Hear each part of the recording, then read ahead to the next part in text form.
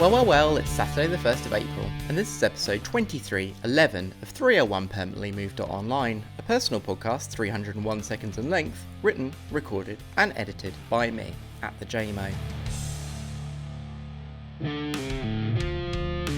I recently read the classic How to Read a Book by philosopher Mortimer J. Adler. First published in 1940 and revised in 1972, the book bootstraps the reader through various levels of reading skill. Whilst reading, I wondered, can we apply the book's principles to podcasts? I think we can.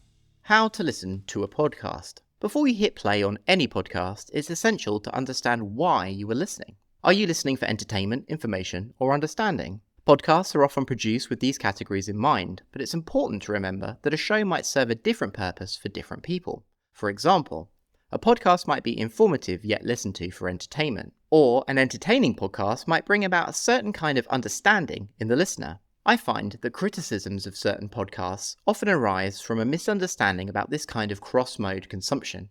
Before listening to a podcast, the first thing one must do is look at its cover. In almost all cases, a podcast cover will be an image 3000 by 3000 pixels square with a DPI of 72. Usually the cover will be eye-catching, involving bold colours and a memorable logo.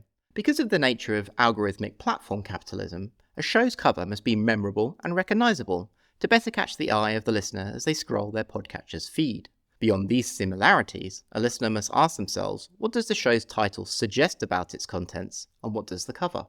From the cover image and show title alone, before a single second is even played, a relationship between the show's creators and the listener is already forming.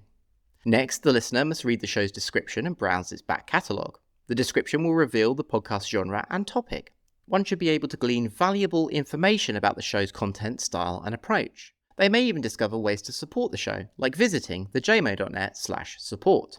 The listener should refrain from making a decision about which of the three modes of listening will be the most appropriate to adopt at this stage, but they should have formed an initial opinion. Before committing to an episode, a listener should also consider the following.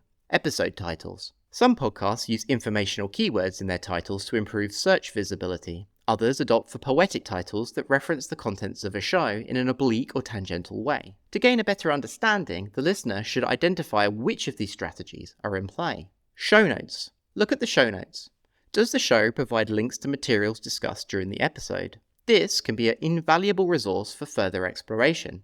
Episode length, release frequency, and structure. Pay attention to the show's format. Does it require sequential listening, or can one pick and choose based on preference? Is it episodic or serial? Are there guests, special content? Are some episodes shorter than others, with full episodes behind a paywall? Some podcatchers may highlight this information, but it can also be discovered by paying attention to the show's details in an inspectional manner. The listener should now have a good idea of the podcast as a whole, and also understand the level of commitment required of a frequent listener. The listener has now come to terms with the show, and it's time to engage with the show itself. The listener may choose to listen to the newest episode, or select an episode from the back catalogue that piqued their interest earlier. They also may choose to hit play on the episode they arrived at after clicking a link shared on social media. From the first few moments of the show, the listener should consider its aural qualities. Is the show recorded? Is it well produced? Or does the show suffer from poor quality audio? Aesthetics, of course, play a part. Lo-fi audio doesn't necessarily mean bad. It may be a stylistic choice. The listener must also consider their personal tolerance for ear fatigue. As the show continues, the listener should now decide which listening mode to adopt. Is the show made for entertainment, information, or understanding? And how are they choosing to listen? Unlike reading, podcasts are a linear and time-bound format. It's okay to hit pause. Give yourself a moment to chuckle at a joke or digest a particularly thought-provoking statement or concept. After all of these steps have been followed, the most important thing for the listener is to now discern what I call the show's attention density. Regardless of the show's mode and how the listener is listening, if the show's attention density is poor, this should be urgently identified. How much attention is the show's host or producer giving to its subject and production mode, and how much attention is required of the listener in return? For example, in interview formats, it's common to detect the host only half listening to the guest half listening to the host, waiting only for their turn to speak, and the listener is only half listening as they go about their day. In these situations, attention density is very poor. Between all three of you, no one is actually listening to anyone, so you might as well not be listening at all. Other shows, like this one, commit to their attention density. They try to pack in as much as possible. and try not to overstay their welcome.